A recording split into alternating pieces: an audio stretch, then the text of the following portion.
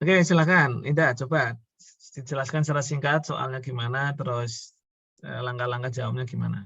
Silakan.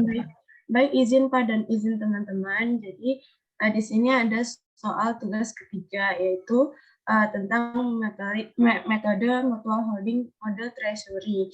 Nah, di sini kasusnya pada awal tahun P membeli S sebesar 80% dengan harganya atau sebesar 250.000. Nah, dari keterangan tersebut kita mendapatkan implied value-nya berarti 312.500, di mana diketahui ekuitas S saat itu adalah share capital sebesar 180.000, agio saham sebesar 50.000, dan saldo laba sebesar 30.000. Jadi total ekuitas S pada saat akuisisi yaitu sebesar 260.000. Dan selisih nilai wajar terhadap nilai buku yang teridentifikasi itu akan dijadikan untuk paten dengan masa manfaat 10 tahun. Maka 312.500 dikurang 260, maka untuk paten dialokasikan 52.500. Dengan masa manfaatnya 10 tahun, maka nanti amortisasi untuk paten per tahun yaitu 5.250. Lalu setelahnya PTS juga membeli PTP sebesar kepemilikan 10% sebesar 120.000. Karena 10%, maka PTS akan menggunakan metode cost. Lalu selain akuisisi, selama tahun 2020, Son menjual barang dagangan ke PAR dengan nilai 60.000 dan margin yang ditetapkan 20% dari nilai penjualan. Dan pada akhir tahun, persediaan barang dagang yang diperoleh dari Son di gudang PAR adalah 18.000. Karena ini yang menjual barang adalah S ke PAR, maka ini upstream inventory dengan harga jual 60.000, margin 20%, dan sisa persediaan di akhir 18.000 didapatkan unrealized inventory-nya selama tahun 2020 itu 3.600. Dari mana angka ini didapatkan dari sisa persediaan di gudang PAR 18.000 dikalikan dengan marginnya 20%. Maka unrealized inventory-nya untuk tahun 2020 yaitu 3.600. Lalu selanjutnya selain ada inventory, pada 1 Juli 2020, PAR juga menjual peralatan ke Son dengan keuntungan 20.000. Ada gain 20.000. Masa manfaat atas peralatan disebut ditaksir masih digunakan 4 tahun sejak dibeli oleh Son. Ada downstream peralatan, yaitu karena P menjual ke S, keuntungannya 20.000, masa manfaatnya 4 tahun, maka di sini terdapat realized gain dan unrealized gain. Untuk realized gain-nya yaitu 6/12 dikali 20.000 dikali 1/4, maka didapatkan nilainya untuk realized gain 2.500. Sedangkan untuk unrealized gain-nya yaitu adalah 20.000 karena transaksi tersebut untuk tahun 2020. Lalu ada informasi separate earning dan dividen untuk PT Son dan PT PAR. PT Son separate earning-nya sebesar 100.000, sedangkan PT PAR 200.000. Dividen untuk PT Son 60.000, sedangkan dividen untuk PT PAR 90.000. Soal pertama menentukan besarnya consolidated net income dan NCI expense tahun 2020 dengan untuk menentukan consolidated net income dan NCI expense, pertama kita harus mencari income from S-nya.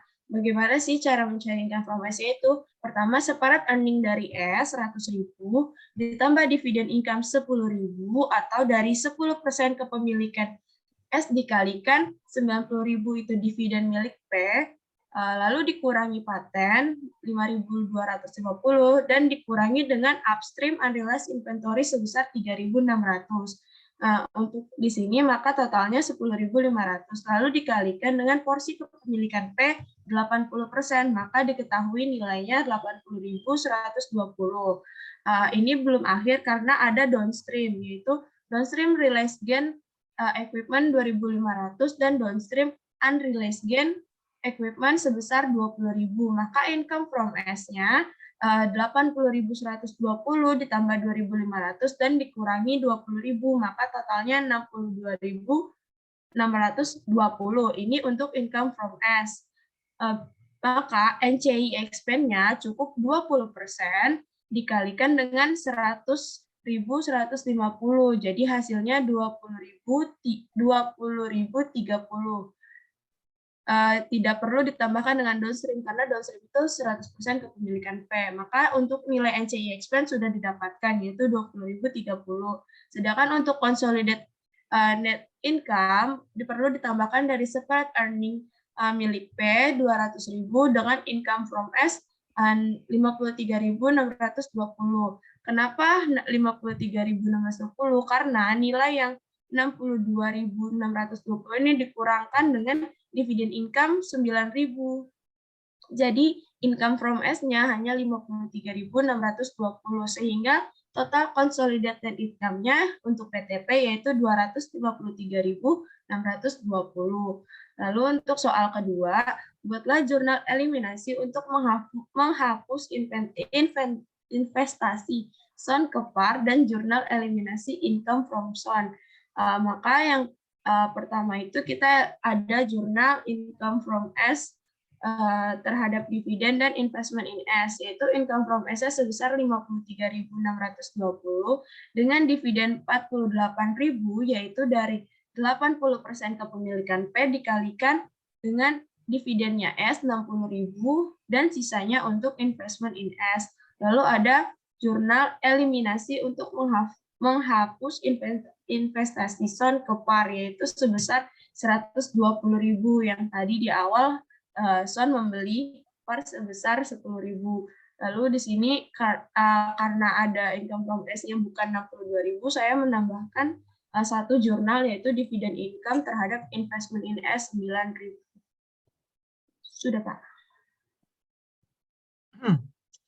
Oke, baik. Terima kasih, Indah. Ada yang bisa dijurnal lagi nggak? Dari apa? NCI expense.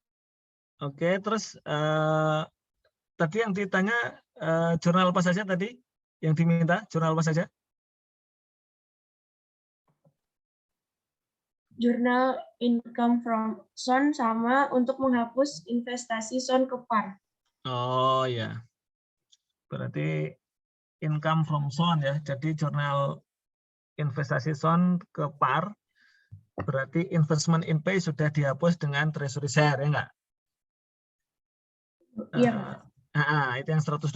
Terus jurnal income from SON tadi sudah dieliminasi yang 53.620 tadi itu sama dividennya ya, dividen sekalian. Oke, menurut saya sudah cukup ya. Tapi kalau mau jurnal eliminasi semuanya dari data ini ya tadi ada NCI expense, ada gain ya enggak? Ada yang unrealized gain, ada yang akumulasi depresiasi, yang realize itu dan sebagainya. Tapi kalau diminta untuk ini ya insya Allah cukup. Soal ini sudah cukup sebenarnya. 2 jurnal itu sudah cukup. Jurnal untuk mengeliminasi income from S sama treasury share. Kan jurnalnya diminta cuma 2 sebenarnya. Jadi sebenarnya sudah cukup itu ya. Kalau sebenarnya income from S sama dividen income ya itu jadiin 1 boleh ya, jadiin 1. Jadi jurnal Indah itu sudah pas ya, sudah benar itu. Seperti itu. Oke, teman-teman untuk treasury ada kendala nggak? Treasury? Tidak, Pak. Paling nanti variasinya ya, kalau lihat variasinya.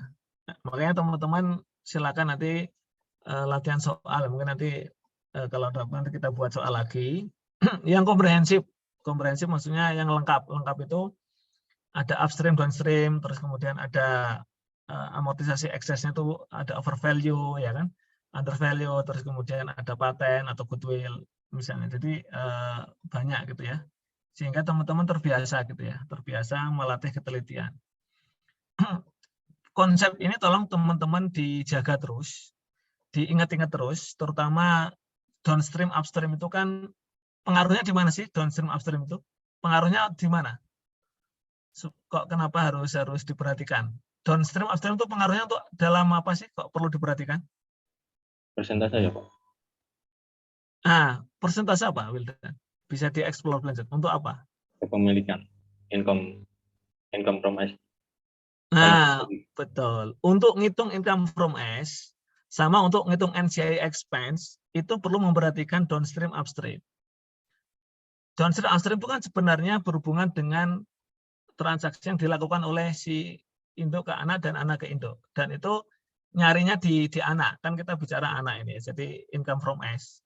Jadi semuanya mau upstream, downstream itu semuanya mempengaruhi income from S. Betul nggak? Mempengaruhi itu. Nah, jadi artinya semuanya diselesaikan di anak gitu. Mau induk jual ke anak jual ke induk itu nanti diselesaikannya di tadi income from S sama NCI expense-nya S. Nah, itu yang teman-teman harus terus bawa konsep itu sampai nanti metode konvensional. Bedanya kalau metode treasury ini teman-teman ngitung income from S-nya itu seperti biasa. Maksudnya gimana Pak? Seperti biasa.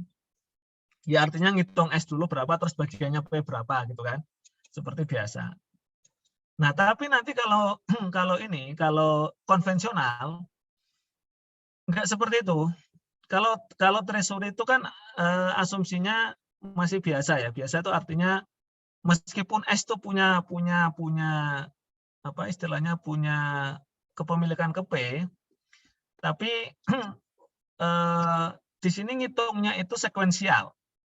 Paham sekuensial ya? Beda dengan resiprokal. Sekuensial itu artinya gini, S dihitung dulu berapa, baru dikasih ke P. Tahu nggak? Ya. Halo? Ya, Pak.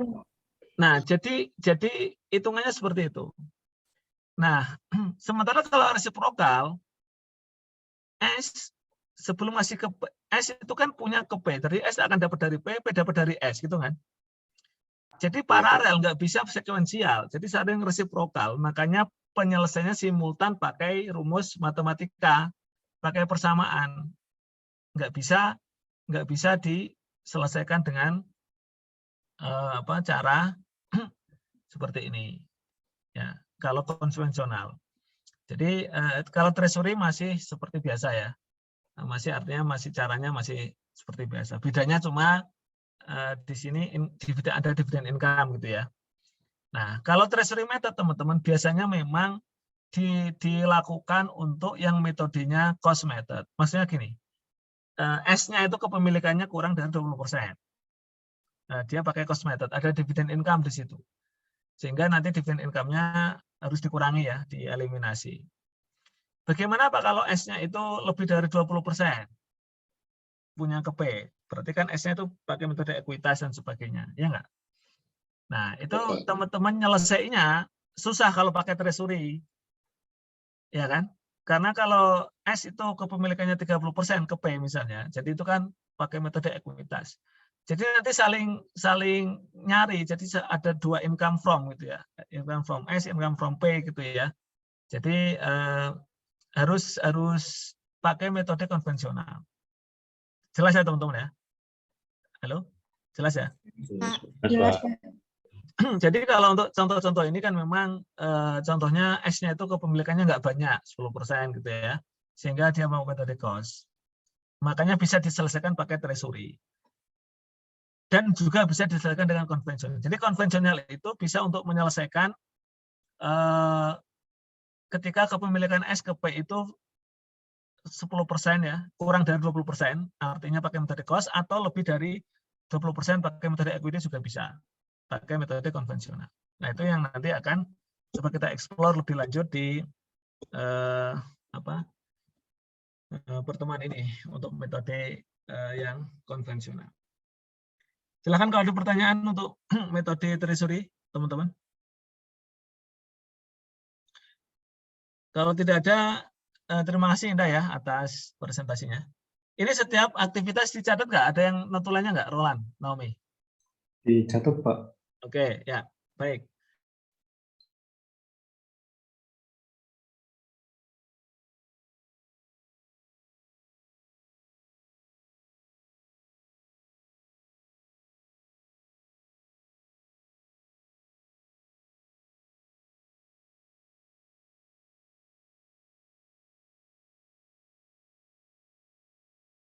ini ketiduran? Iya, Oh ya. maaf ya Pak, maksudnya apa? Tadi kan udah ngidupin alarm, ternyata salah bikin alarm. Oh ya ya, nggak apa-apa. Ini berkurang satu lagi siapa ini, Roland nih? April masuk, satu keluarin siapa ini? April masuk siapa? Tadi Gail katanya mau pindah laptop tadi Pak. Oh ya, oke, baik. Nah, baik, terima kasih. Oke teman-teman ya, kita berlanjut ke ini. Oh yang kemarin di kelas ini banyak yang ikut klinik. Ada yang ikut klinik. Klinik AKL 1 yang hari Jumat tuh loh, yang hari Jumat. Kalau klinik itu sudah dijelasin ya, konvensional juga. Nah ini kita jelasin lagi ya. Nah jadi fokusnya ini ya, semuanya pakai equity ya. Yang cost ini untuk dibaca-baca aja yang cost. Nah sekarang kita ke konvensional. Teman-teman, perbedaan antara konvensional dengan treasury itu cara asumsinya. Asumsi yang dipakai. Kalau treasury asumsinya adalah ketika S beli sahamnya P itu dianggap seperti saham treasury karena S itu kan bagian dari P. Jadi seolah-olah P itu membeli sahamnya sendiri. Jadi kayak treasury. Makanya nanti dieliminasi ada treasury. Tapi ini nggak konsisten ini. Nggak konsisten dengan yang konvensional. Kemarin saya diskusi dengan Bu Iin ya, Bu Iin Indrawati ya, dosen senior AKL. Ini nggak konsisten nih sebenarnya. Tahu teman-teman nggak konsistennya di mana? Antara treasury dengan konvensional tahu nggak? Begini, kalau treasury itu kan tadi seolah-olah diperlakukan investasi S ke P itu diperlakukan sebagai apa tadi? Sebagai apa? Sebagai apa? Treasury. Sebagai saham treasury. Kapan? Nyatetnya saham treasury-nya kapan? Konsolidasi. Saat konsolidasi. Oke, catat. Satu. Kalau konvensional ini ya maksud saya nggak konsisten tuh di sini. Kalau ini karena pakai ikut BIMS ya, bukunya BIMS ya. Tapi nggak apa kita ikut inilah, walaupun ini secara logika nggak konsisten. Kalau konvensional, perhatikan, ketika S beli ke P, itu dianggap bukan saham treasury, tapi dianggap sebagai retirement. Jadi masih ingat teman-teman kata-kata retirement? Retirement itu adalah unissued ya, jadi yang sudah diterbitin, kemudian dibeli lagi dan dihanguskan. Jadi seolah-olah itu di retirement, dipensiunkan, dihentikan peredaran. Jadi statusnya jadi uninsured. Artinya apa? Artinya ketika S beli sahamnya P, itu berarti modalnya P akan berkurang. Ya enggak? Soalnya kalau retirement itu kan akan mengurangi share capital, betul enggak? Ya enggak? Halo? Iya Pak. Masih ingat ya pelajaran AKM ya? Ketika retirement saham itu berarti kan share capitalnya. Jadi share capital itu kan dicatat sesuai dengan saham yang issued, bukan outstanding. Catat. Share capital itu dicatat nilainya sebesar saham yang issued, bukan outstanding. Saham yang issued. Ya. Makanya treasury tidak mengurangi share capital. Setuju nggak? Halo? Iya Pak. Ketika perusahaan beli saham treasury kan yang didebit bukan share capital, tapi treasury share, ya nggak? Iya, Pak. Iya Pak. Nilai share capital tetap. Tapi kalau sudah retirement, sudah di-retire, sudah dicabut gitu ya, dihentikan, itu share capital akan berkurang. Jadi unissued. Nah, itulah yang dipakai asumsi ketika pakai metode konvensional. Asumsinya pertama, ketika S beli ke P, maka nilai sahamnya P akan berkurang karena dianggap itu retirement. Bukan sekedar treasury, kalau treasury kan masih ada. Nah, tapi ini nggak konsistennya di sini. Kalau konvensional, karena ini dianggap retirement, maka apa tadi konsekuensi retirement-nya?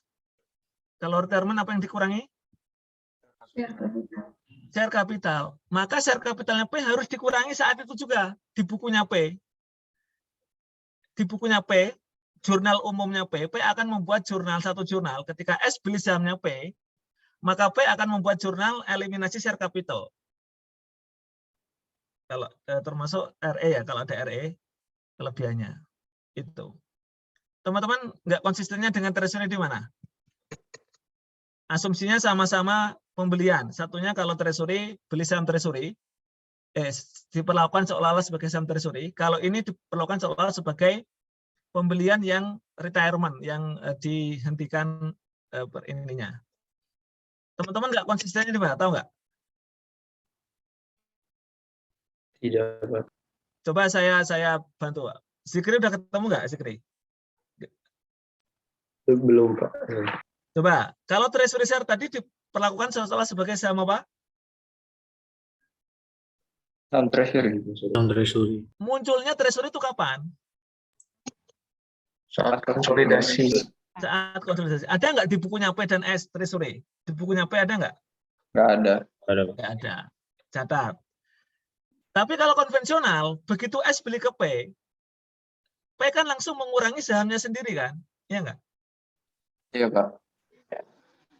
Udah ini nggak? Udah ketangkap nggak?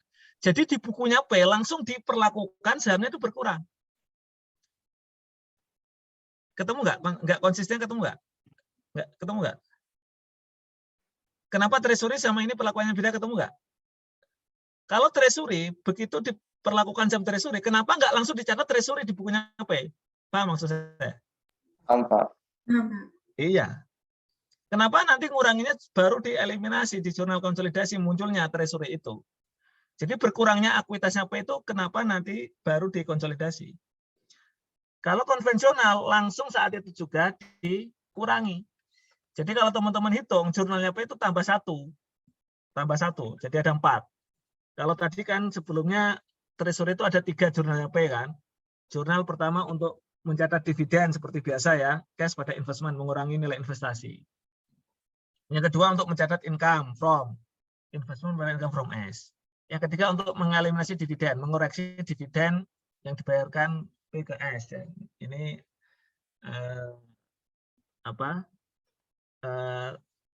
yang jurnal yang ketiga. Bedanya kalau konvensional yang didebit bukan income from S tapi investment in S. Nanti saya jelaskan. Nah, selain 3 jurnal ini, tadi ada ketambahan 1 jurnal yang atas itu, yang saya tulis di atas itu, yang nomor 4.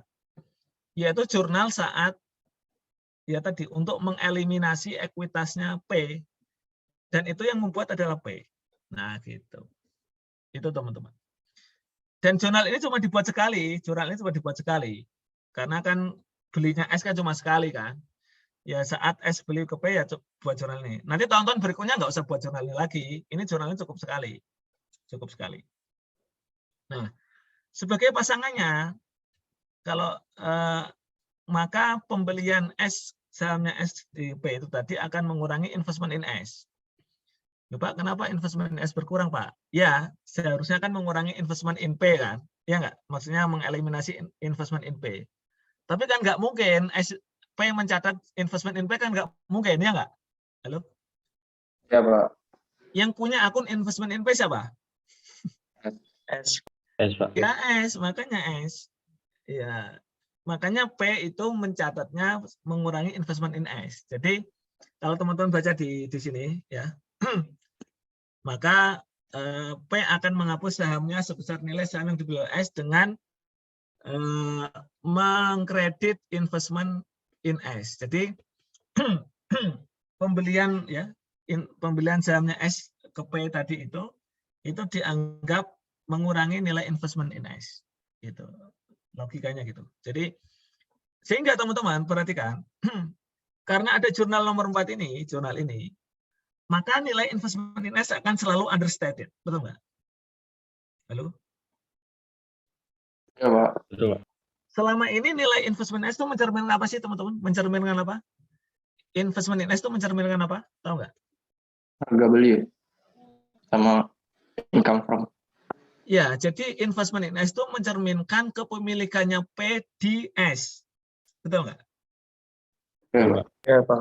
Jadi investment itu mencerminkan nilai kepemilikannya P persentase dikalikan ekuitasnya S. Ya nggak?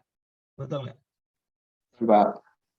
Tapi artinya apa? Artinya investment in S itu akan bertambah berkurang sesuai dengan penambahan atau pengurangan ekuitas S. Setuju?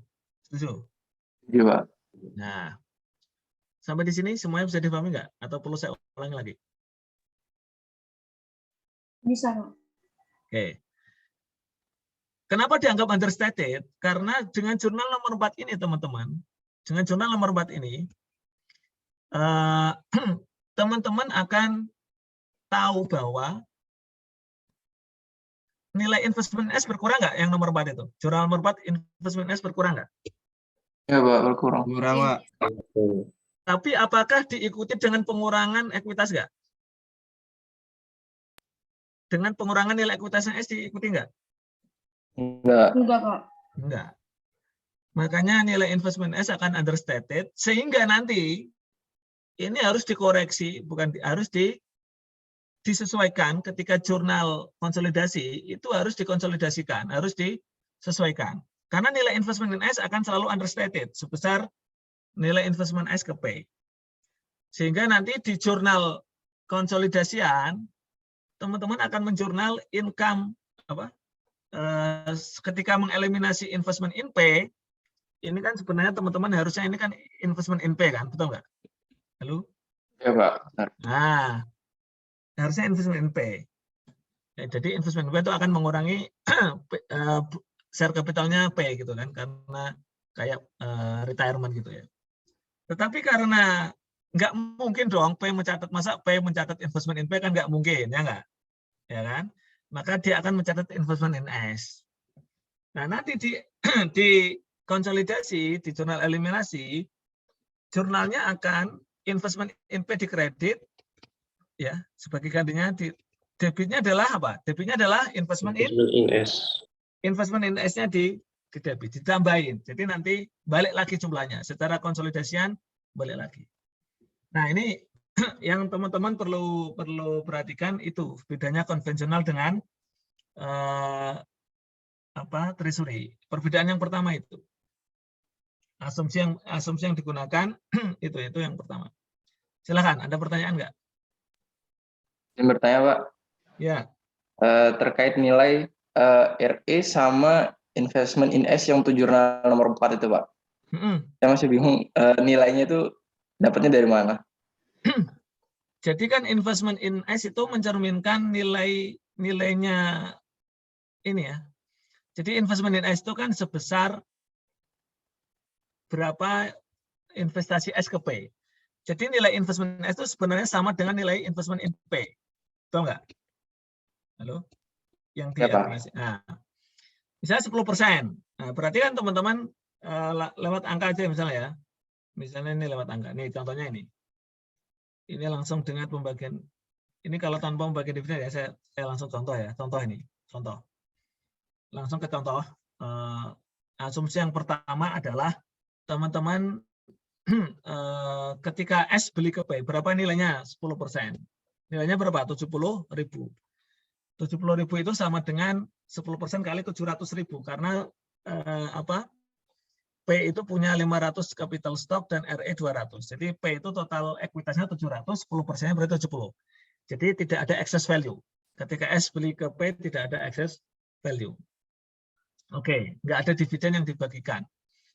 Sehingga ketika S membeli investment in membeli investasi di P, itu jurnalnya cash investment in P pada cash. Itu nggak usah kita bahas. Di P langsung mengurangi. Jadi investment in S langsung dikurangi 70.000 sebesar nilai investasi ini, investasi S ke P ya. 70.000. Terus share capitalnya berkurang 10%, ini 10%. 10%. Jadi 10% kali 500.000 dan 10% kali, karena kebetulan P itu terdiri dari capital stock 500 dan RE 200. Kalau ada share premium, sebenarnya dikalikan share premium gitu kan. Dikalikan share premium dulu. Tapi karena nggak ada share premium, P nggak punya share premium, berarti ya larinya ke RE. Larinya ke RE. Seperti itu, Wira ya. Berarti kalau ada share premiumnya, pakai share premium dulu ya, Pak? Iya. Harusnya pakai share premium dulu. Terima kasih, Pak. Ya, sama-sama.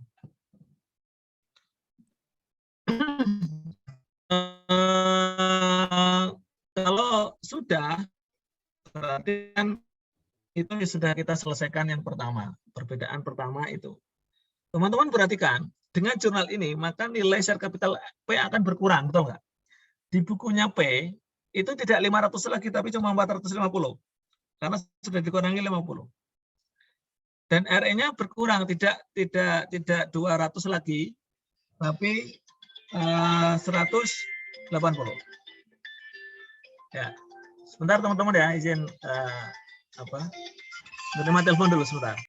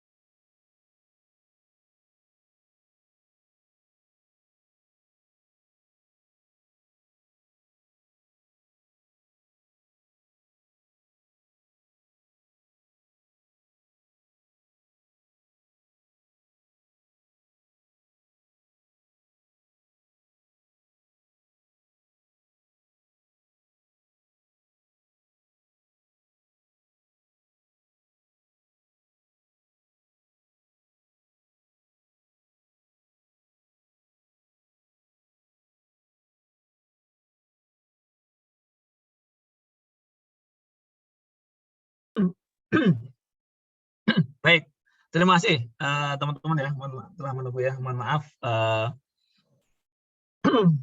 Sampai saat sampai ini sampai dengan saat ini sudah bisa dipahami nggak sampai penjelasan tadi? Pelan-pelan, sudah belum? Sudah? Ya. Oke, kalau sudah saya lanjut. Sudah tahu ya perbedaan konvensional treasury yang pertama itu. Jadi ada satu jurnal ini untuk yang konvensional. Perbedaan kedua adalah saat mencatat atau saat menghitung income from S. Kalau pakai treasury, menghitung income from S kan cara normal. Artinya separate income-nya S berapa gitu ya, ditambah dividen income-nya berapa. Kalau ada amortize ya, realized unrealized sudah dihitung, baru dibagi income from S berapa, dibagi ke P berapa, ke NCI berapa. Itu. Jadi dividen income masuk ya, dihitung sebagai bagian income from S. Walaupun nanti pada akhirnya dikeluarin lagi, ya enggak? Untuk treasury gitu ya. Halo, untuk treasury. Ya, Oke, saya mau ngulangi lagi. Untuk treasury gitu. Cara ngitung income from S di total semuanya. Jadi separate earning-nya S berapa, ditambah dividen income-nya yang diterima dari P berapa, di total semua, amortize, realize, unrealized, semuanya sudah clear, baru nanti dikeluarin lagi income from S-nya di jurnal yang ketiga tadi, ya enggak? Halo? Di jurnal yang ketiga, income from S-nya dikeluarin lagi. Nah, itu untuk menghitung metode treasury, ya, income from S metode treasury. Kalau conventional method, teman-teman perhatikan, kalau conventional method, cara ngitung income from S-nya harus pakai rumus. Kenapa? Karena P dapat dari S, S dapat dari P. Harus dihitung simultan. Nggak bisa sekuensial. Kalau sekuensial kan nggak ini ya, nggak komprehensif, betul nggak? Kalau konvensional kan nggak komprehensif. Kalau sekuensial. Nah ini kalau konvensional harus komprehensif. Oke. Oke, lanjut. Atau ada yang mau ditanyakan? Lanjut, Pak. Nah, oke. Kalau sudah dipahami, berarti cara menghitungnya harus pakai persamaan matematika. Teman-teman, ini persamaan linear ya, sederhana. Tinggal nanti substitusi. Jadi, P itu mencerminkan nilainya P itu, ya. P itu, atau income-nya P, itu terdiri dari pendapatannya P sendiri. Jadi, P ini separate earning-nya P. Ya. Jadi, P yang pertama ini P adalah pendapatannya P atau income-nya P itu berasal dari pendapatannya P sendiri, separat earning-nya P, ditambah dengan bagiannya P ke S. Karena dia 90%, jadi 90% kali S. Betul nggak? Halo? Pak. Ya, itu. Nah, sementara S itu, nah makanya ini saling ini. S itu, untuk menghitung S itu adalah terdiri dari separat earning-nya S, ya, ditambah dengan bagian 0,1-nya P. Betul nggak? Halo? Ya, Pak. Nah, dari sini ketahuan teman-teman, dari sini ketahuan bahwa apa? Bahwa kalau konvensional ini sebenarnya ini pakai equity method. Meskipun kepemilikannya S cuma 10%, tapi cara menghitungnya ini sebenarnya seperti equity. Nah, kalau equity, ya, maka ketika teman-teman menghitung S di sini, yang akan dikalikan 0,9P itu, S di sini tidak termasuk dividen income yang diterima S dari P. Saya ulangi lagi. Di soal ini kan, oke, saya lanjut ke ini ya. So, ini yang langsung ada dividennya. Soal ini, bagi berapa dividen teman-teman? P bagi berapa dividen? Di tahun 2020, P membagi berapa dividen jumlahnya? 30.000 ya. 30.000, Pak. 30.000. S dapat berapa berarti 10%-nya? S dapat berapa? 3.000. 3.000, Pak. 3.000. Makanya S akan menjurnal cash pada dividen income 3.000. Jelas? Jelas? Jelas, Pak. Oke. Oh ya, ini kenapa cuma 3 jurnal teman-teman? Kenapa 3 jurnal? Padahal konvensional kan ada jurnal satu lagi. Kenapa? Karena udah tahun berikutnya, Pak. Nah, betul. Ini sudah tahun kedua. Ini sudah tahun kedua. Tahun pertama yang ini, yang contoh satu ini tahun pertama. Nah, ini jurnalnya sudah dari sini, ya nggak? Jurnal nomor 4-nya dibuat saat terjadinya pembelian saham S ke P. Ya, pembelian saham ketika S beli sahamnya P itu di jurnal ini. Paham ya, teman-teman ya? Paham ya? Paham, Pak. Oke. Jadi jurnal ini nggak setiap tahun ya. Jurnal ini nggak setiap tahun, cuma sekali. Jurnal yang share capital di debit itu cuma sekali. Cuma di awal. Yang lainnya ya jurnal biasa aja. Maksudnya jurnal menerima dividen itu. Contohnya berarti P akan mencatat dia terima dividen dari S 20.000 kali 90%, 18.000. Ya, 18.000. Yang kedua, P akan mencatat income from S. Nah, di sini teman-teman harus pakai matematika di sini.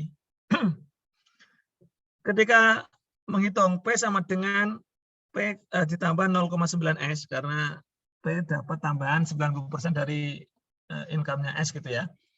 Sementara S dapat tambahan 10% dari income-nya P. Hati-hati teman-teman, ketika teman-teman masukkan substitusi, jadi yang disubstitusi yang S ya, ini kan P sama dengan P ditambah 0,9S. S-nya berapa? S adalah S tambah 0,1P. Ya sudah, berarti S dimasukkan ke sini, ya kan? Substitusi. Jadi berarti P sama dengan, P ini adalah separate earning-nya 60%, 60.000. Ya, 60.000.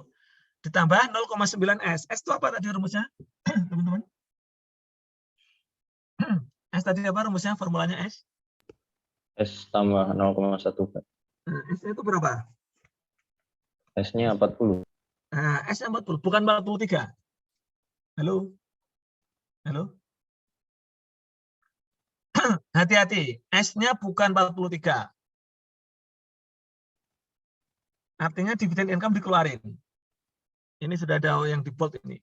Yang dimasukkan ke dalam rumus hanya income S tersendiri yang 40 ini. Tidak termasuk yang 3.000 ini. Tidak termasuk 3.000. Alasannya, kalau teman-teman masukin 3.000, teman-teman akan mencampurkan antara metode cost dengan metode equity. Karena kalau P kan pakai metode equity ya. Sementara kalau S, jadi itu dikeluarin. Jadi nggak termasuk. Makanya jurnal yang ketiga nggak ada income from S. Betul nggak? Iya nggak? Yang di debit bukan income from S yang jurnal ketiga. Karena apa? Income from S sudah bersih dari dividen. Ya, halo? Halo? Kalau treasury share, kalau metode treasury share, kenapa income from S-nya di debit, jurnal yang ketiga? Karena kalau treasury share itu income-nya masuk dalam perhitungan income from S. Dividennya masih masuk di dalam perhitungan income from S. Betul nggak? Halo? Iya, Pak. Iya, Pak. Nah, kalau konvensional dikeluarin, makanya yang di S-nya ini bukan 43 tapi 40.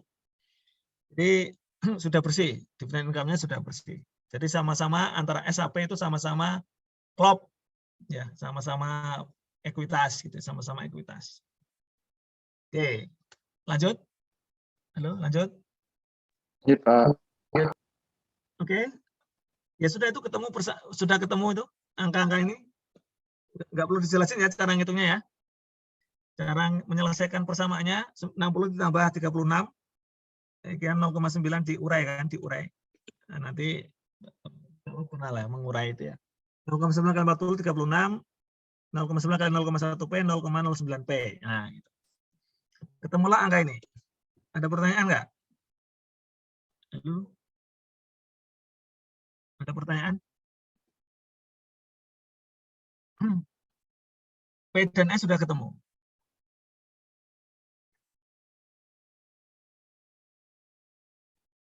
Jelas? Halo? Pak.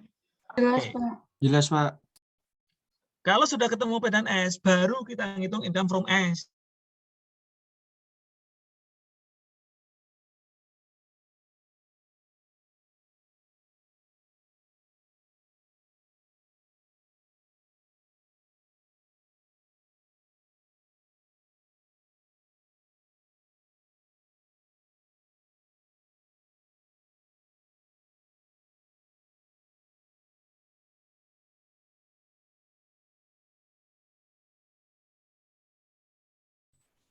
Jaringannya Oke.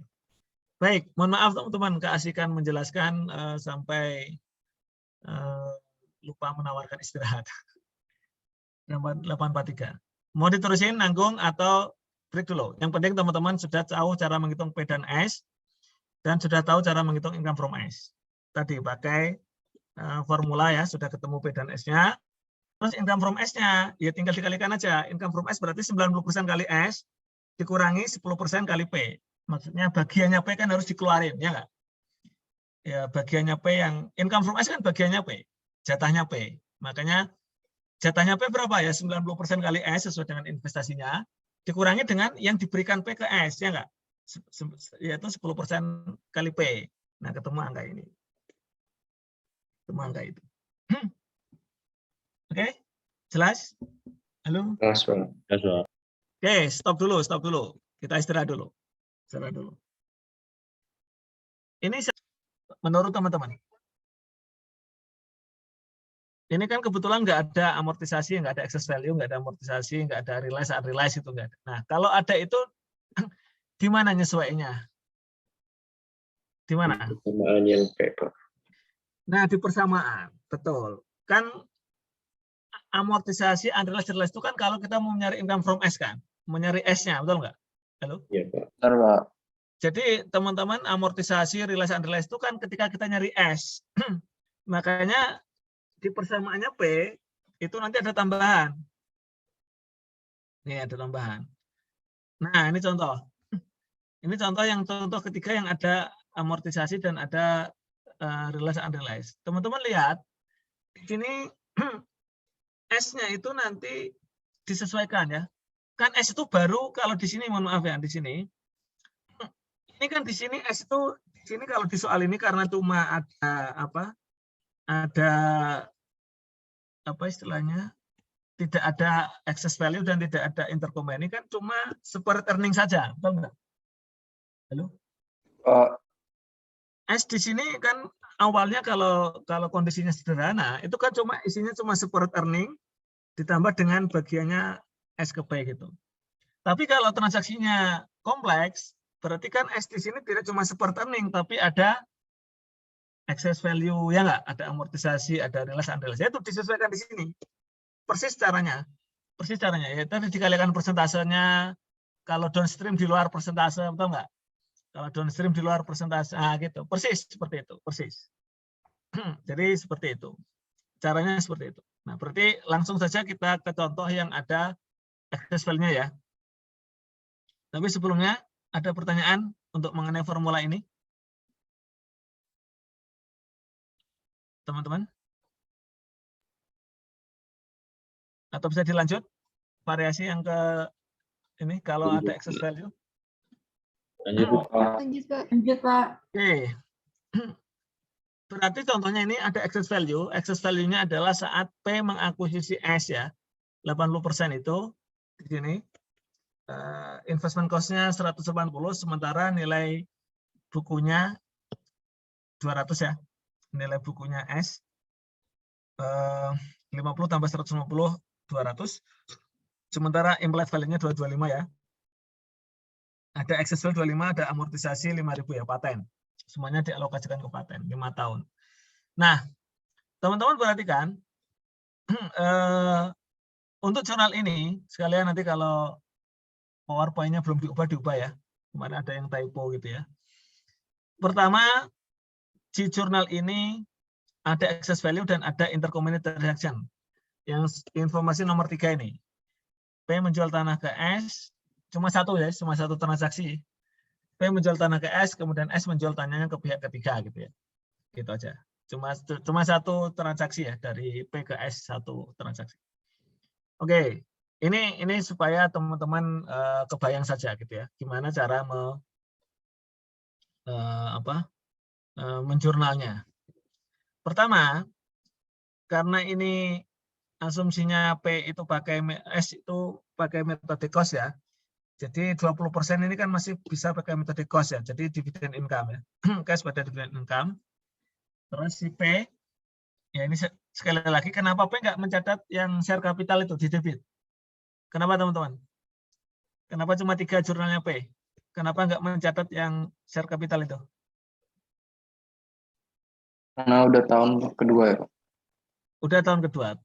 Tahun kedua itu maksudnya adalah ini tahun kedua S beli P ya nggak? Karena S beli ke P-nya itu tahun 2019. 20% itu belinya di 2019. Jadi jurnalnya itu di 2019. Di 2020 tidak ada jurnal lagi. Oke, cash pada dividend income 16.000 ya. Ini P? Ini sebenarnya bukan dividend income teman-teman. Salah ini.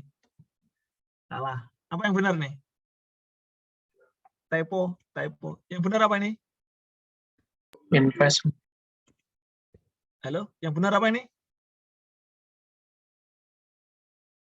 Yang benar apa ini? 16.000 ini yang benar apa ini? Investment, Pak. Investment ini. Typo. Kalau di ininya jauh udah benar ya di worksheet-nya. Di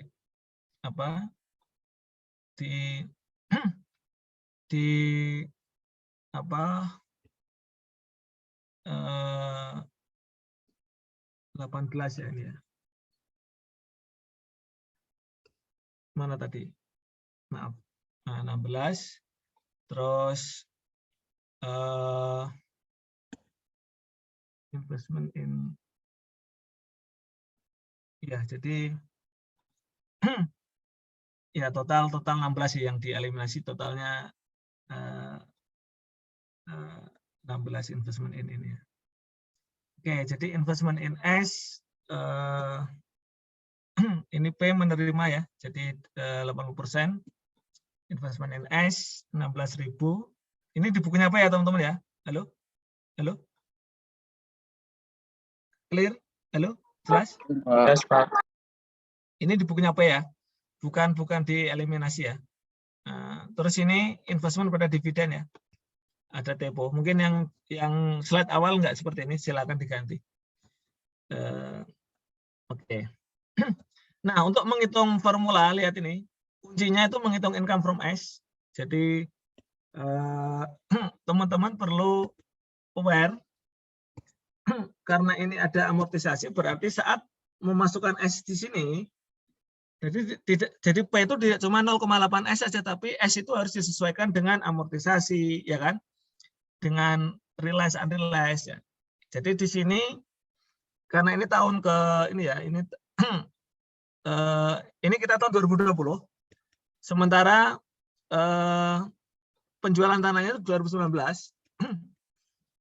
Berarti di sini ada di 2020 realize ya. Berarti di sini ada realize sebesar ini profitnya berapa ini profitnya? Gainnya berapa? 2000 ya.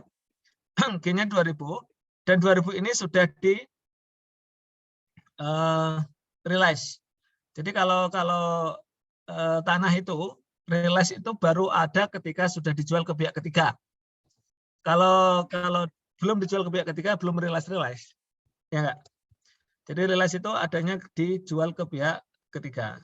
Nah, jadi 2000 ini baru akan diakui realize ketika apa istilahnya sudah dijual ke pihak ketiga.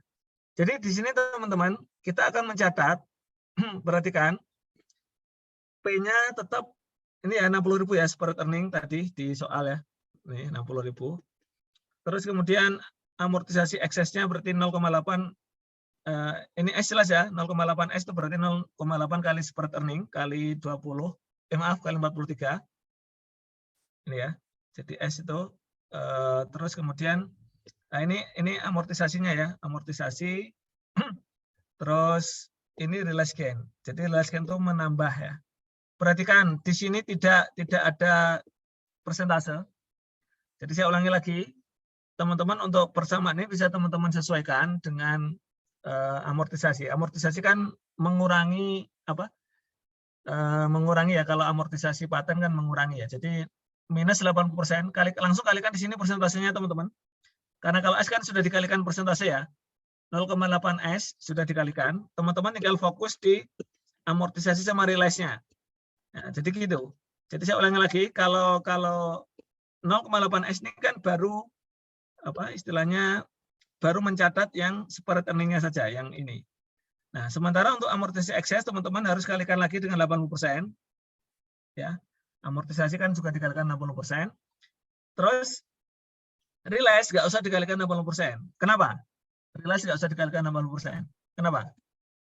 Karena dia downstream. Karena downstream. Gitu ya. Karena downstream. Oke. Kemudian ya sudah selesaikan persamaan itu. 60.000 tambah 0,8 S tambah dikurangi 4.000 ditambah 2.000. Nah, jadi ketemulah angka persamaannya jadi di sini. S juga ini kalau S enggak berubah ya, P jadi ini persamaannya. Kemudian selesaikan persamaan itu ketemulah P 110 dan S 65. Oke. Silakan kalau ada pertanyaan. Jelas? Halo?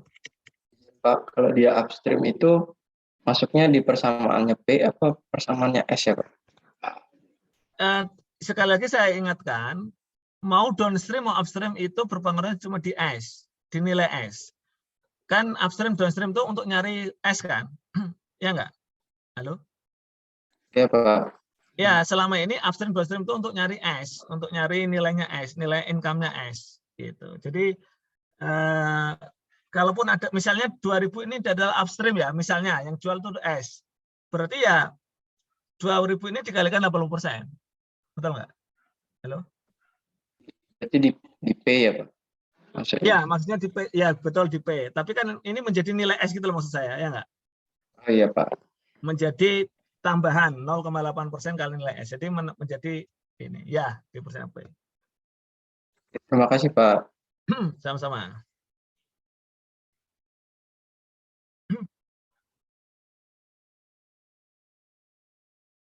Silakan. Cukup?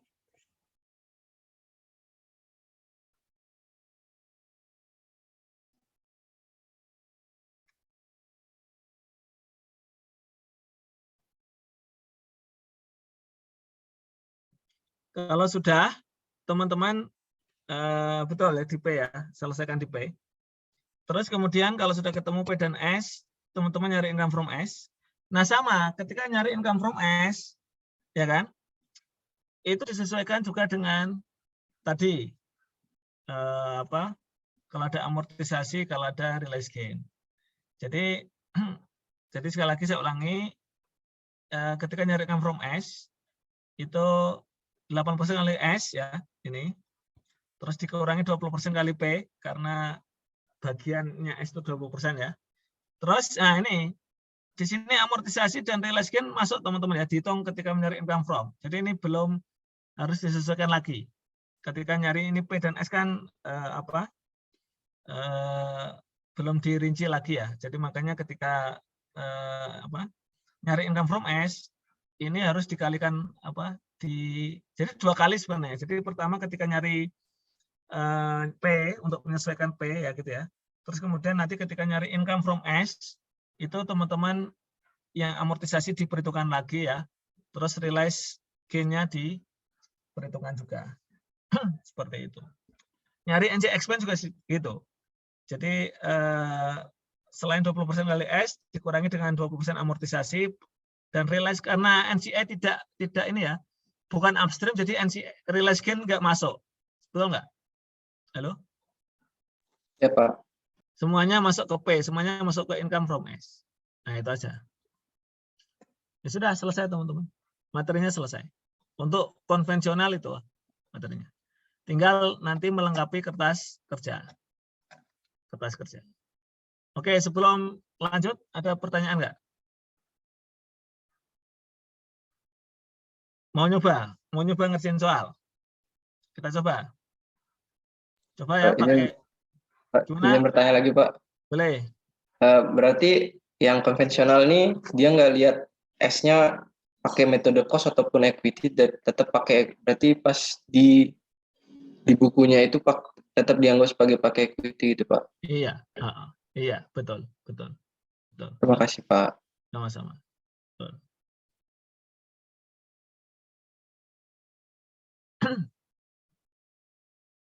Makanya kalau pakai konvensional ini teman-teman perlu teliti sih sebenarnya, perlu teliti dalam terutama menghitung ini. Kadang-kadang kita silap menghitung ini kan sebenarnya ini perhitungan sederhana ya. Menyelesaikan urusan ini loh, kali-kali kadang kalau kita nggak teliti komanya kurang atau ini jadi salah, persamaannya salah. Jadi ini harus teliti dalam menghitung ini. Oke, silakan. Ada pertanyaan?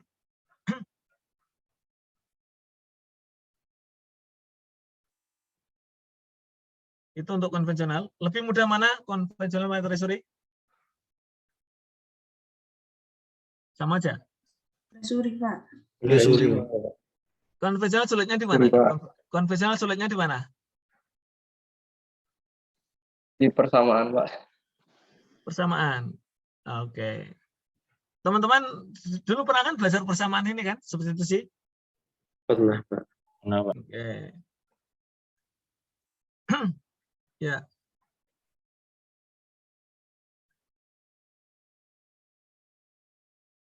Oke, lanjut.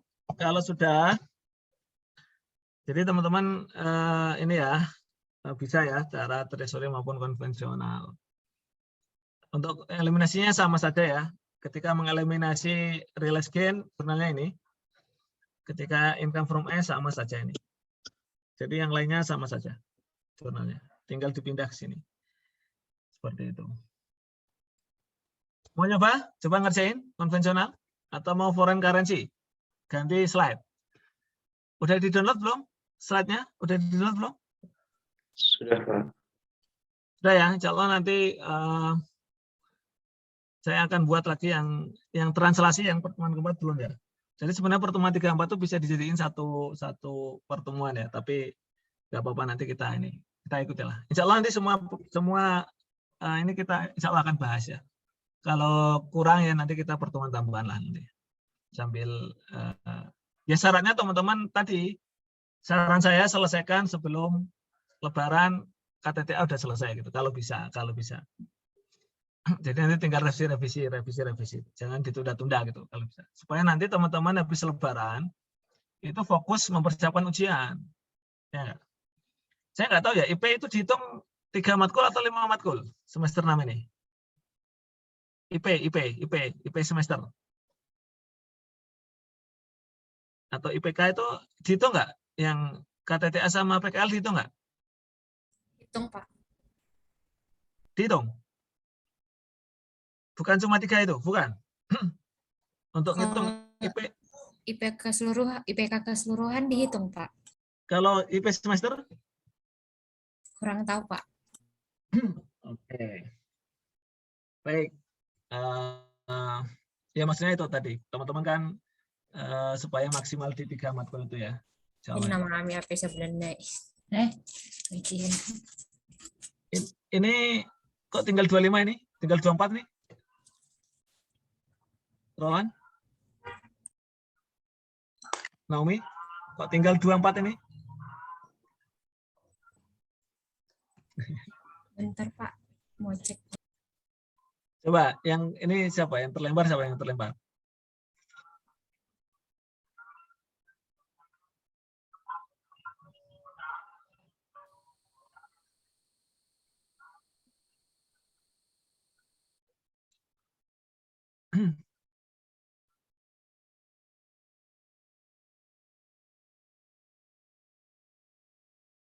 Sudah ketemu? Siapa yang ini?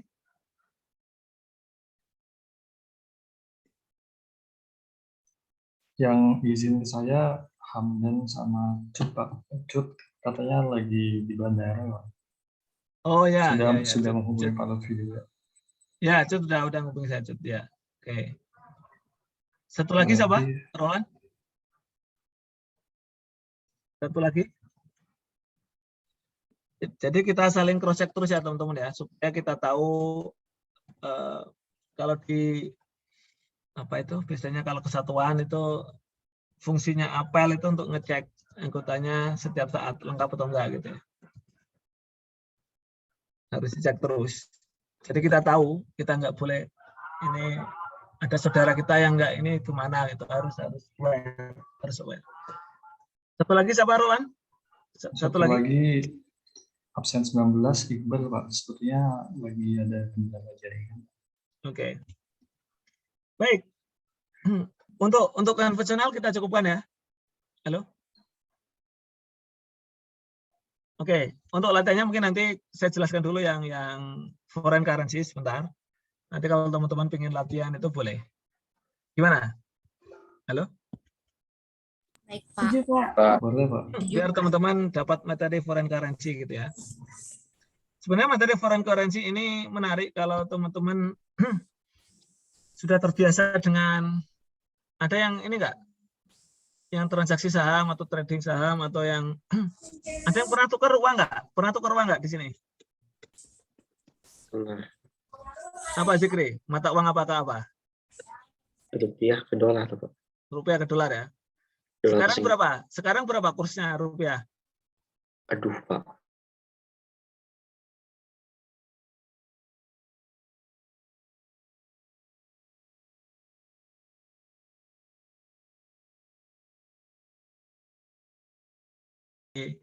Australia, dolar Australia itu dulu tuh 10.000 sih, 10.000 satu dolar itu 10.000.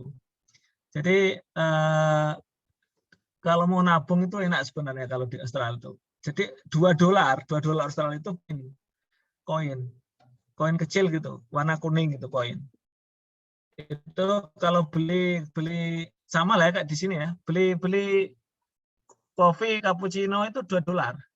20.000 ya, hampir sama sih. 2 dolar. Nggak tahu sekarang ya.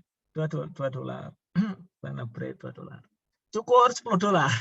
Makanya jarang cukur ya, jarang cukur. Kadang dicukur teman sendiri ya. Cukur 10 dolar ya, lumayan kan? 100.000 ya cukur. Cukur rambut. Gitu ya. Tapi memang bagus sih, cukup. Saya pernah nyoba bagus. cukur rambut. Oke, sekarang kita beralih ke, sejenak melupakan konsolidasi ya. Walaupun nanti ketemu lagi, nanti translasi nanti ketemu lagi konsolidasi. Tapi dalam konteks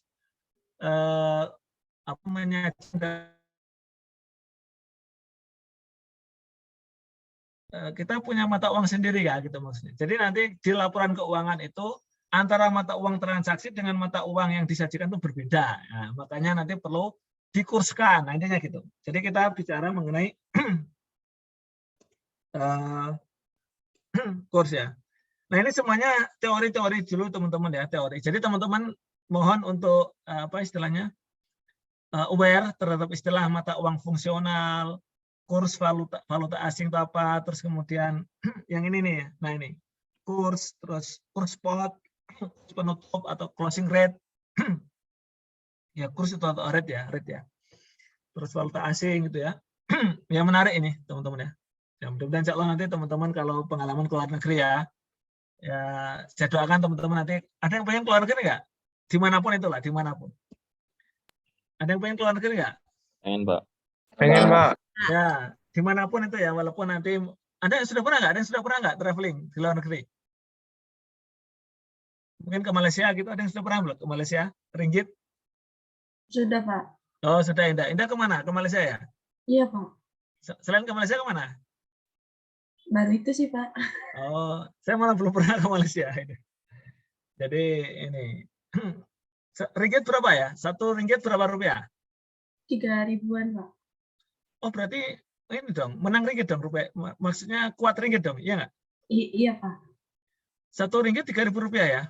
Iya, Pak, sekitar 3.000-an.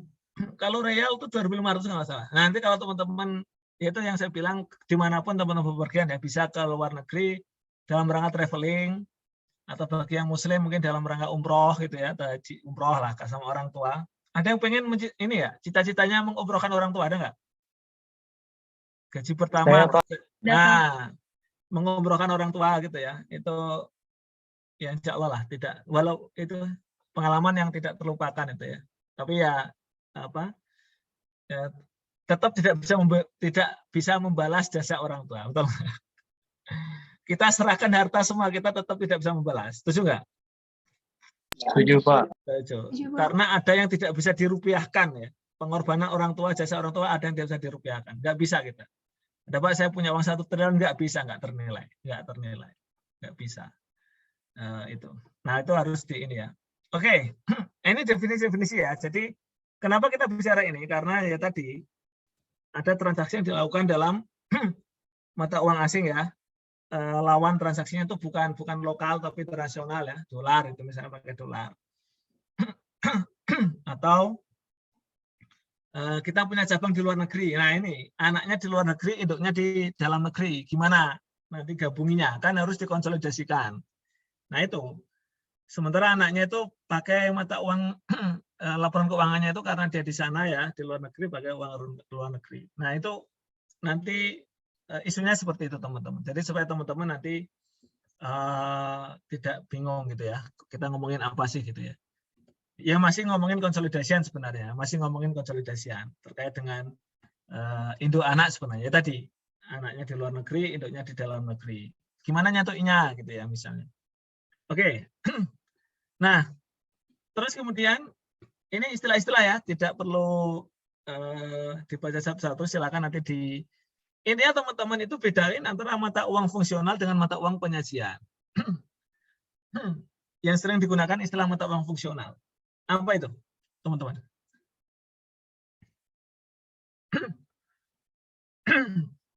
Mata uang fungsional itu adalah mata uang di mana entitas itu beroperasi ya.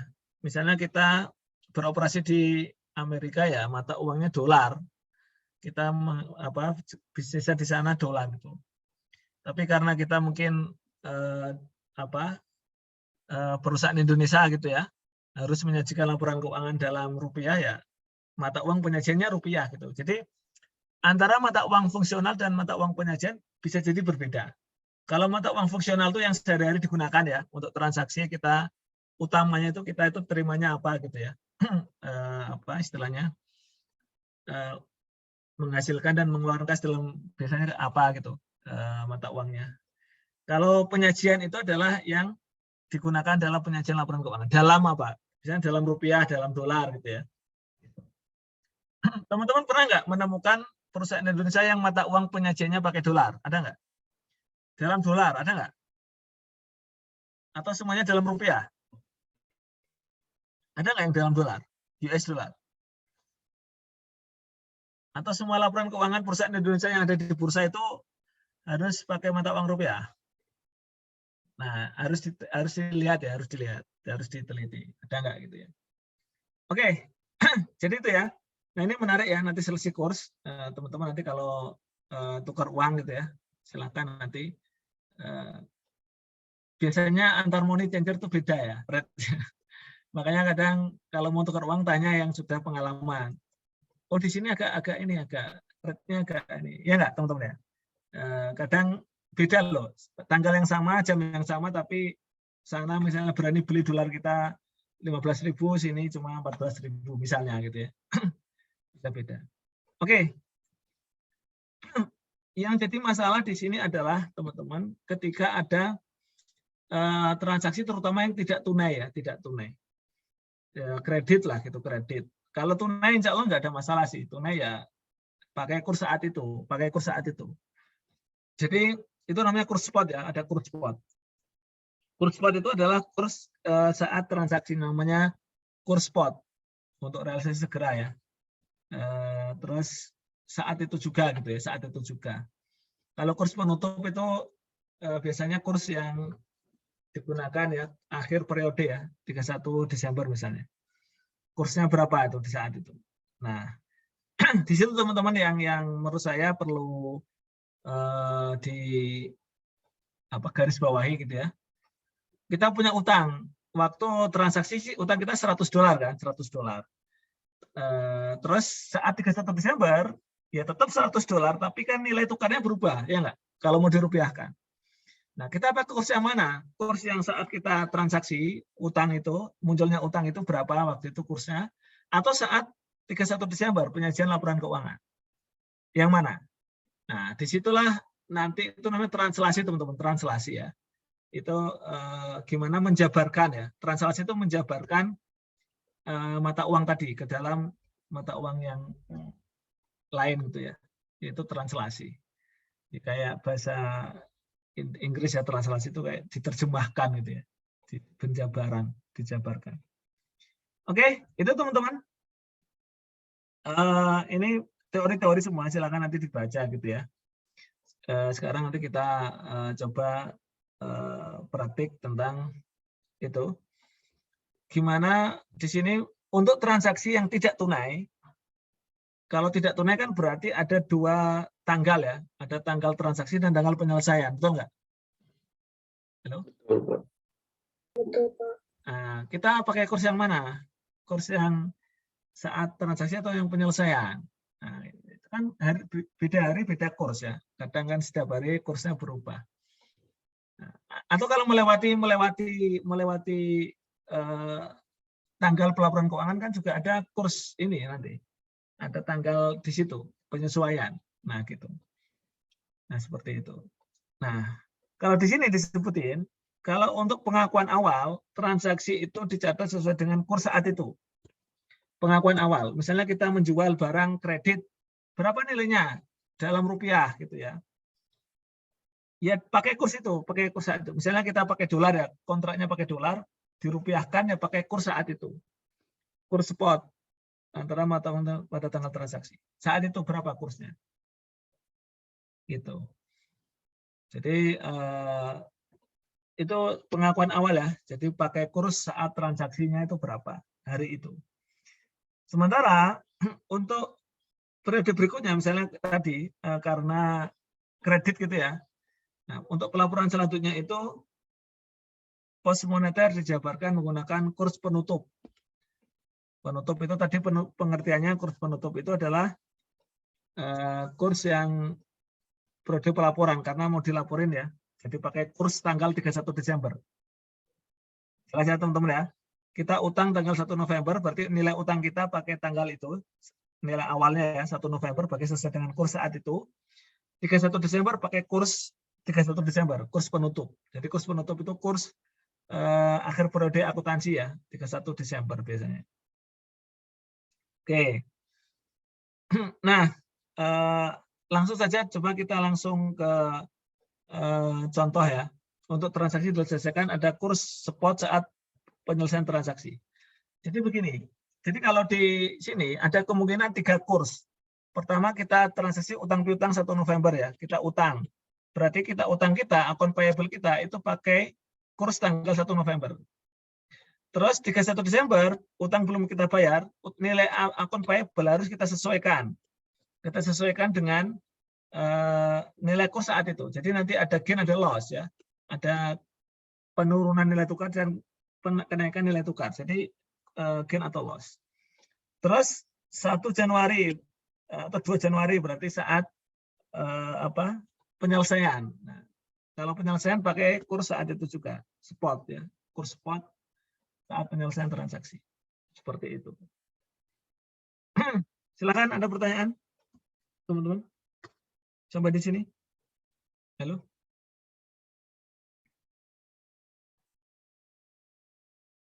Bisa dipahami? Bisa, Pak. Siapa? Silakan. Tadi yang bertanya siapa? Silakan. Oh enggak ada. Tadi mau bilang bisa gitu ya. Silakan. Ada yang mau menjelaskan ini enggak? Saya beri kesempatan. Nah, untuk berbicara public speaking, terus coba jelasin materi, dapat aktivitas lagi. Oh gitu. Ayo. Jadi biar banyak aktivitasnya. 40%. Oh gitu. Silakan. Terutama yang ini bebas. Baca boleh, ada soal ada jawaban. Silakan.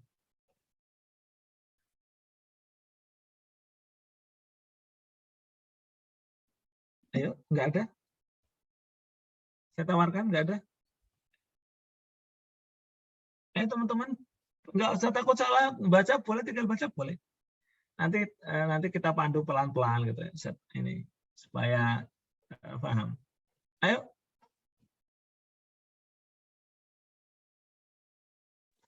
Izin, Pak.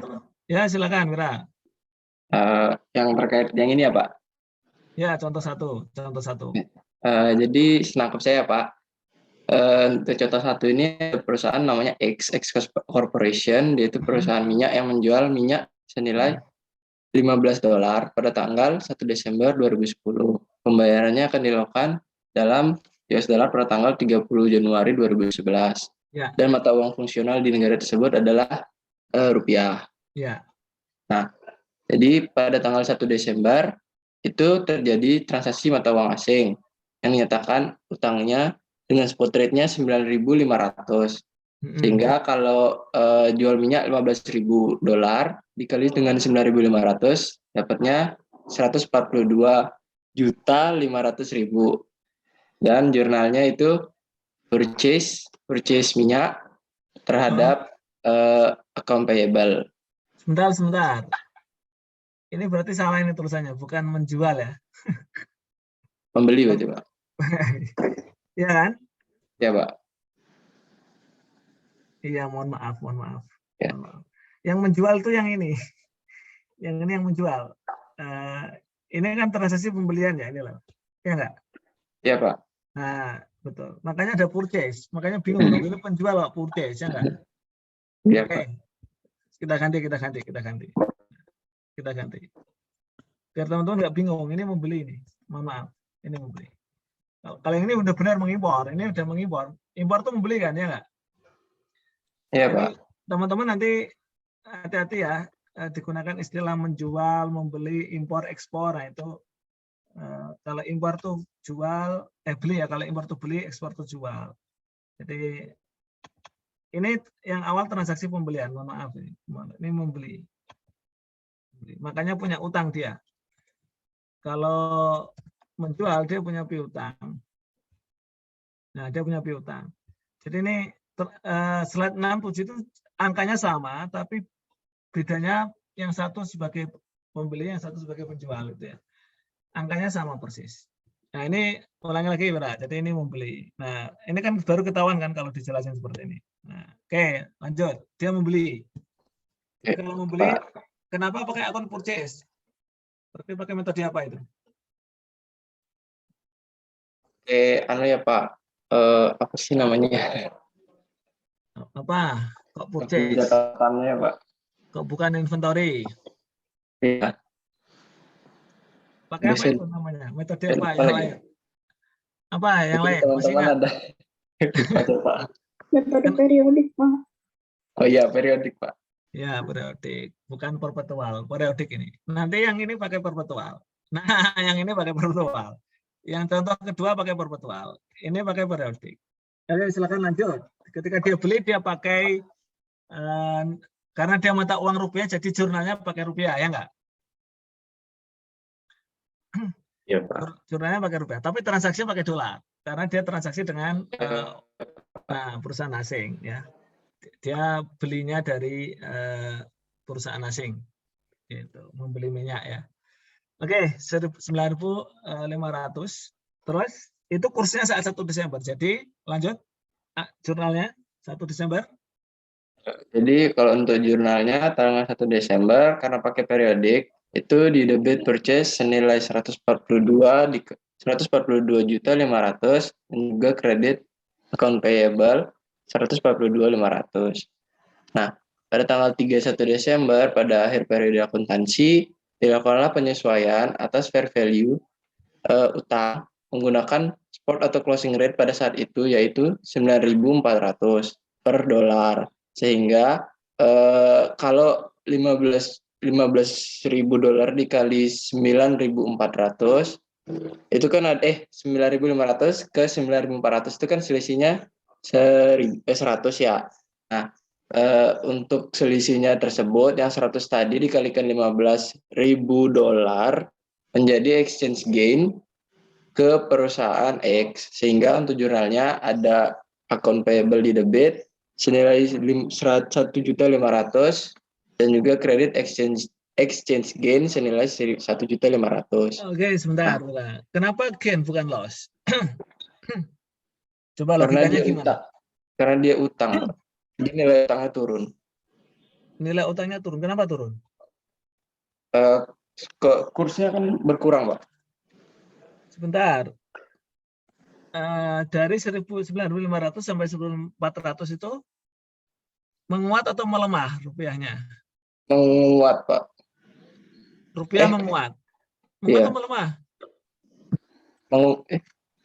Menguat, Pak. Muat. 1 dolar sekarang kan 9.500 1 Desember. Terus 31 Desember jadi 9.400. Itu rupiah menguat atau melemah? Menguat, Pak. Menguat. Dampaknya kalau rupiah menguat, ya kan? Terus gimana kok jadi nilai utangnya kok jadi ini turun? Iya, berarti dia yang kan ada selisih itu Pak 100 rupiah ya Pak. Itu berarti nilai utangnya turun senilai 1.500.000. Kenapa turun? Kenapa turun? Karena nilai rupiahnya menguat. Iya, kenapa nilai menguat terus turun utangnya? Kenapa? Penjelasannya. Itu ada di baris paling akhir. Coba di baris paling akhir. Dibaca, di baris paling akhir. Oh, berarti dalam kasus di atas, ketika perusahaan memiliki utang dalam dolar, nilai rupiahnya terus menguat terhadap dolar. Maka penguatan tersebut menguntungkan karena dalam rupiah uang yang dikeluarkan untuk melunasi utang semakin sedikit. Nah, betul nggak? Ya nggak? Iya, Pak. Seandainya dilunasi, sekarang saya tanya, itu logikanya gini, Pak. Seandainya dilunasi 3 Desember, harus bayar berapa? Berapa rupiah? Bayarnya harus berapa rupiah? Kalau seandainya kita kan harus beli dolar kan, ya nggak? Iya, Pak. Kan dolarnya tetap 16.000, berarti rupiah yang kita keluarin berapa untuk melunasi utang tanggal 31 Desember? Berapa? Di 141 juta ya, Pak. Nah, betul nggak? Iya, Pak. Sementara waktu kita transaksi nilai utang kita berapa? 142.500.000. Nah, untung kan kita, ya nggak? Iya, Pak, untung. Nah, itu maksudnya. Jadi kalau rupiah menguat, jadi ini posisi kita yang punya utang ya. Kalau kita punya utang, rupiah menguat, kita untung. Betul nggak? Betul, Pak. Beda kalau kita yang punya piutang. Punya piutang, ya nggak? Punya piutang tadi, rupiah menguat, kita rugi atau untung?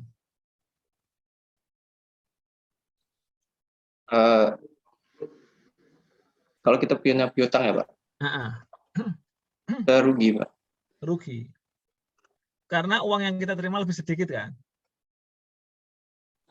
Iya, Pak. Iya. Kalau misalnya si ininya apa? Nah, itu. Jadi ini dalam konteks X, jadi artinya ini kan begini teman-teman, logikanya begini. Ini kan kita membeli pakai dolar kan, bayarnya pakai dolar, betul nggak? Halo? Betul, Pak. Ini kan bayarnya pakai dolar. Dolar harus dibeli dulu kan, pakai rupiah, ya nggak? Ya. Iya, ini pakai dolar bayarnya. Ingat, ini transaksinya pakai dolar. Jangan teman-teman bayangin pakai rupiah, enggak, ini pakai dolar. Tapi kan dolar harus dibayar dengan rupiah kan? Ya nggak? Iya, Pak. Harus dinyatakan di rupiah. Makanya saat teman-teman utang 15 dolar, itu rupiah yang dikeluarkan adalah 142.500. Betul nggak? Betul, Pak. Tapi saat teman-teman posisi 31 Desember, itu karena rupiah menguat, jadi 15.000 dolar itu bisa dibeli dengan harga 141 tadi itu, ya nggak? 141. Sehingga teman-teman untung. Nah, ternyata pas saat penyelesaian pelunasan 30 Januari, nilainya menguat lagi, ya nggak? Nilainya menguat. Ini contohnya nilai rupiahnya menguat, 9.300 menguat. Gitu ya, menguat 9.300. Sehingga cash yang kita bayarkan itu cuma 139.500, betul nggak? Halo? Yang kita keluarkan cuma ini, betul nggak? Halo? Pak. Ini dari mana? Angka ini dari mana? 139.500 dari mana? Dari 15.000 dikali 9.300. Betul. Jadi artinya apa? Artinya ketika kita mau ke money exchange, tukar uang, saya tukar uang rupiah dong. Mau berapa dolar kamu? Saya beli 15.000 dolar, ya nggak? 15.000 dolar. Kita harus nyetor uang berapa ke money changer? Ya uang ini 139.500 ini. Betul nggak? Akhirnya kita dapat dolar, kita bayar ke lawan transaksi 15.000 dolar. Nah, di sini teman-teman perhatikan, untungnya nambah lagi kan? Ya nggak? Iya, Pak. Kan nilai utangnya tadi dari 142 ini ya 142.500 sudah disesuaikan berkurang 1.500 tinggal 141. Sekarang turun lagi nilainya, jadi gain lagi kita. Seperti itu. Jelas ya? Jelas nggak? Jelas, Pak. Jadi total gain kita adalah kalau dihitung total ya 3.000 total akumulasi.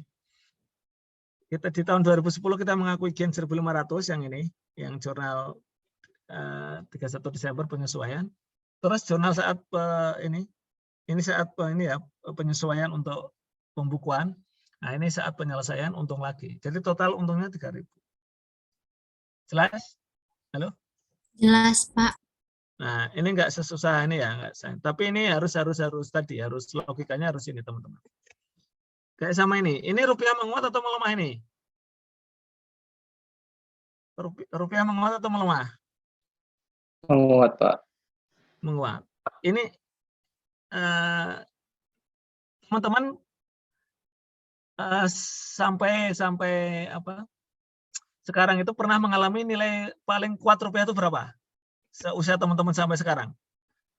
Mengalami nilai tukar rupiah paling kuat itu berapa? Teman-teman rata-rata lahir berapa? 2000 berapa? 2000. 2000-an. 2000 itu berapa nilai tukar rupiah? Coba cek. 2000 itu nilai tukar rupiah ke dolar berapa?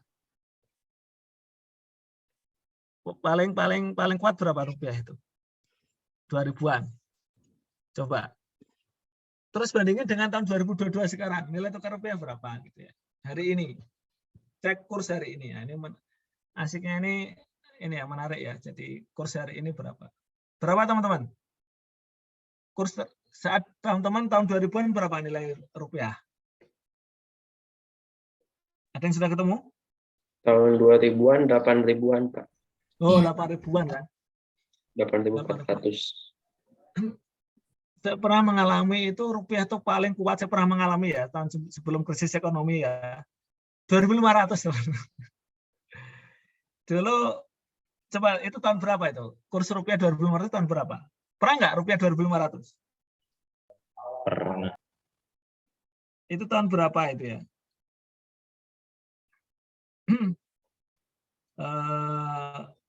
Apa? Itu tahun 90-an itu. Nah, itu. Sekarang hari ini berapa? Kurs rupiah hari ini berapa? 14.300. 14.300. Kalau kemarin nah itu nanti teman-teman bisa melihat ya naik atau turun itu ya 14.500. Oke, baik. Sekarang bandingin dengan yang data yang ini. Ini sama persis. Beda, ini sama-sama beli, sama-sama rupiah menguat. Bedanya cuma akun purchase sama inventory aja gitu aja. Yang lain sama ya. Sama artinya pertama pakai spot rate ya saat ini 13.700 ini, terus kemudian nilainya turun karena rupiah menguat gitu ya. Nah, jadi ada gain 3.000 gitu ya. Selisihnya kan 300 ya. Jadi menguat. Terus ini menguat lagi. Sama sih, sama persis. Nah, ini kalau menjual kita punya utang ya, punya piutang AR. Nah, kita sales piutang pada sales. Nah, di sini teman-teman yang perlu diperhatikan adalah loss ya karena rupiah menguat. Jadi kalau rupiah menguat berarti kalaupun kita dibayar pakai orang $15.000, kita tukar di 31 Desember kita rupiahkan, turun kan nilainya, betul nggak? Halo? Betul. Ya karena rupiah menguat, jadi karena kita punya piutang, makanya kalau kita terima uang, beda dengan yang tadi karena kita membeli kan kita karena rupiah menguat berarti kita beli rupiah dengan harga lebih murah ya nggak? Ya kan? Beda dengan kalau kita menjual kita yang terima posisi yang menerima uang, kita terima uang $15.000 di tanggal 31 Desember. Sementara kita tukerin nilainya turun ya, nilainya tinggal 9.400. Nah itu, makanya kita rugi seperti itu. Logikanya seperti itu teman-teman. Sudah selesai, itu pertemuan hari ini. Tinggal nanti pertemuan selanjutnya translasi ya. Bagaimana menyajikan dari neraca saldo akun-akun dalam mata uang asing kita translasikan, kita rupiahkan misalnya, atau kita dolarkan misalnya dari rupiah ke dolar atau dolar ke rupiah. Tergantung mata uang fungsional dan mata uang penyajian. Mintanya kemana gitu. Seperti itu. Oke, selesai. Silakan kalau ada pertanyaan sambil saya ngisi portal. Ini siapa Rolani yang izin? Cut, Hamdan, satu lagi siapa ini? Yang terlempar lagi ini satu lagi. Cut sama Hamdan nggak? Iya, Cut, Hamdan, satu lagi. Kan 25 ini ya, 25 ya. Nah, ini kenapa saya tanya terus ya, inspeksi ini ya. Jadi supaya kita tahu kondisinya. Satu lagi siapa? Tadi yang sempat terlempar siapa tadi? Iqbal sudah? Satu lagi Iqbal? yang terlempar absen 6. Iqbal aman, Pak. Oh, Iqbal tadi sempat terlempar ya, Iqbal ya?